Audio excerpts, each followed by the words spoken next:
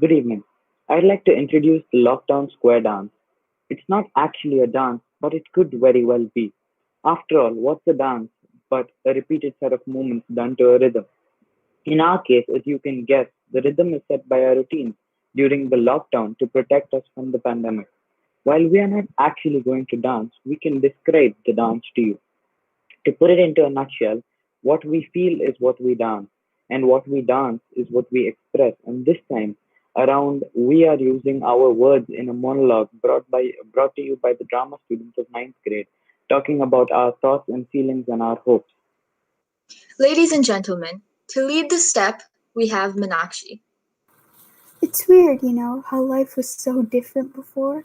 I didn't think we all appreciated the small joyous moments we had, like going to the beach early in the morning to see the sunrise, or the small chats we had with our friends in person where you could see the ever slight changing expression without the burden of a mask or bad Wi Fi, or even the ability to embrace your grandparents without the worry of spreading a deadly disease around.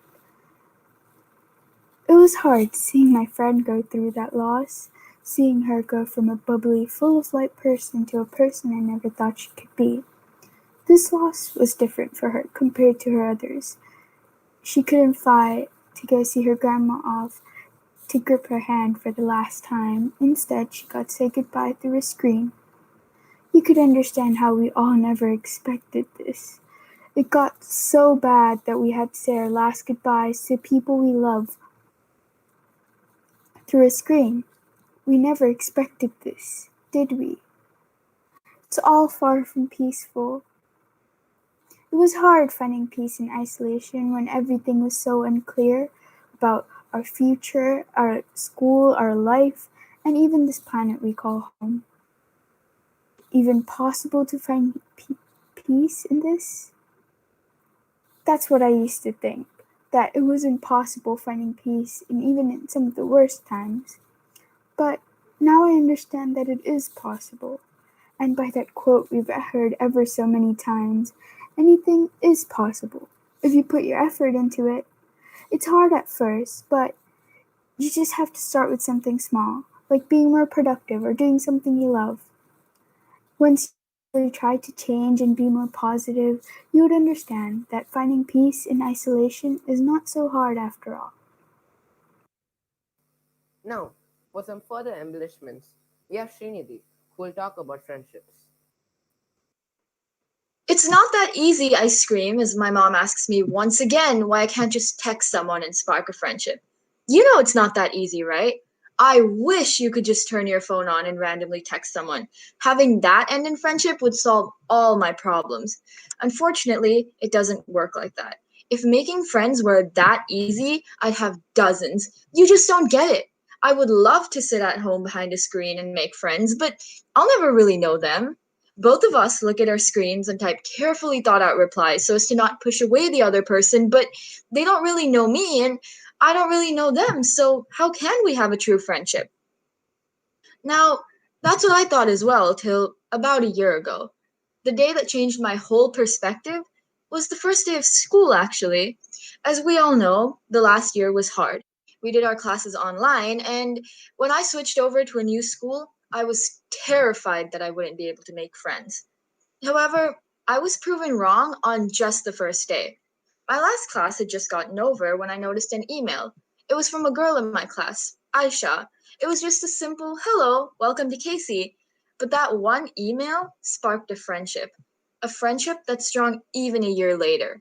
We've never actually met, but I feel like I've known her forever. And now we're inseparable. So I guess what I'm trying to say is send that text or call that person. You never know. You might even find your Aisha. Arya will now take the lead step to take us into the world of lockdown neighbors, the good, the bad, the noisy. Here's Arya. Neighbors. Neighbors can be described by a variety of adjectives. Neighbors can be happy, angry, frustrated, snoopy, or sometimes just neighborly. But in the horror and darkness of the lockdown, neighbors have acted as tiny glimpses, or in portals, if you may, of the real world. Interacting with them, playing with them, has somehow slightly lessened the burden of the lockdown on us. Talking with them gives us a feeling of warmth and even hope that one day this might all go away. But hold on, by neighbors, I just don't mean the person who texts good morning every single day in the WhatsApp group. Nor do I mean the person who gossips about the others.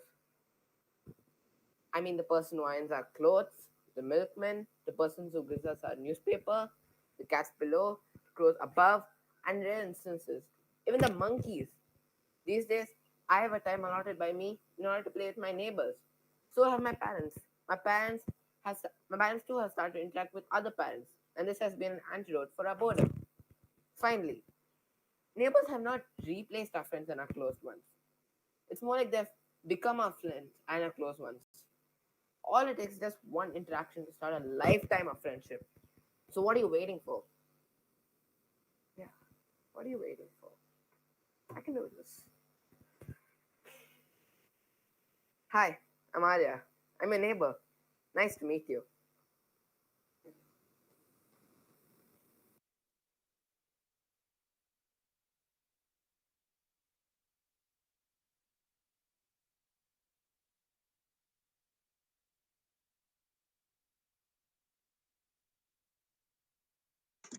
And now, to explain the subtleties of sanitization, here is Tanush stepping up.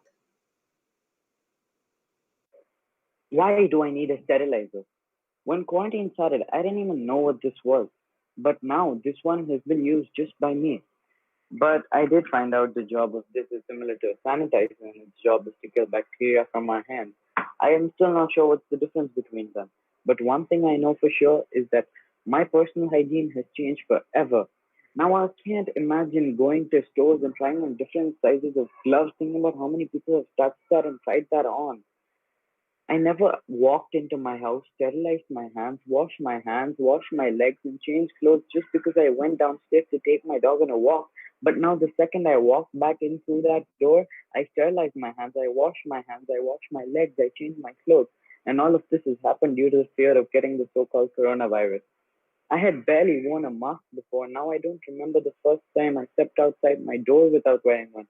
You don't physically interact with friends as much as you used to. Everything changed, especially my personal hygiene. It has changed forever. It is so different. I don't go outside my house without a pocket sanitizer. I shop online as much as I can. I am supposed to avoid all social interactions. But come on, my teen years. The years I go out, I meet new people, I meet friends, I make friends, I have fun, and I play. And now I'm just sitting in front of a screen for over 7 to 8 hours a day. Like, damn, I need to get my eyes checked because this screen time is not good for my eyes. I feel like I am trapped in a room trying to study more and more and more, and all the added pressure from school and teachers and etc. really doesn't help. Sometimes it gets so stressful, I feel like punching the stupid screen. Ugh. Normally, I just go for a walk if things got too much, but now I don't want to walk because walking is suffocating. I can't wear this mask anymore. I don't know how long this is gonna last, but one thing I do know is about 90% people my age are having a difficult time in this pandemic, and no one is helping us. This has been my personal experience in this quarantine, and it has been a rough and tough roller coaster. Hopefully, one day it gets better. Okay, now I gotta take my dog on a walk. Hey, one second. I am taking you on a walk, so if I have to wear a mask, you have to too. And now we have Atipan with his take on life in the family and how to use imagination to escape daily drudgeries.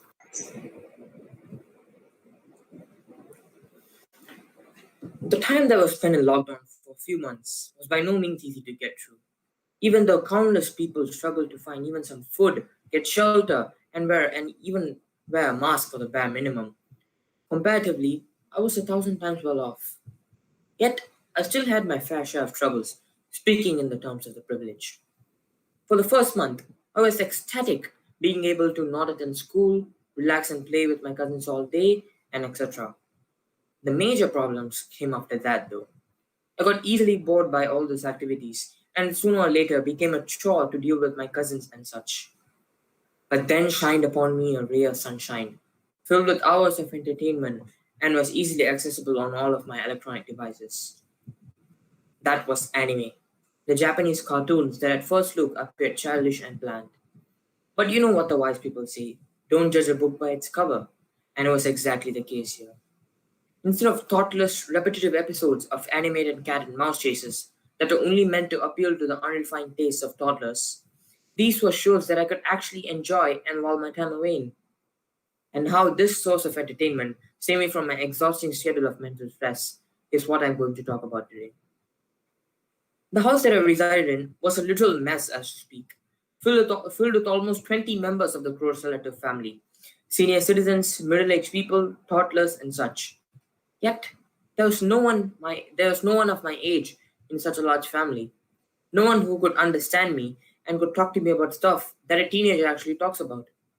Because of that, I had to always don a mask that hindered my actions and freedom of speech. It's like when you go to your grandmother's house that one time of the year where everyone gathers and you're supposed to act all proper and respectful because everyone's watching and listening to you. Imagine that, but every day for a few months. It quickly got draining, and there was no place nor time to unwind and relax. That's where anime came in. It got me invested in it to a point where I felt like I escaped reality, where I could ignore everyone and everything and just enjoy the simple things that are on my phone screen. I liked the show so much that I was constantly thinking about it, whereas I would have been heeding notice to my irritating cousin who would sing songs all the time to the point where I wanted to kick her. Thinking back, it's really surprising as how just some 2D and 3D cartoons helped me forget all my constant problems and actually made me happy for once. Oh. So, thank you, ladies and gentlemen. We hope we have entertained you with our little square dance. I am Atiba Nalango, signing off. A very good evening to you all.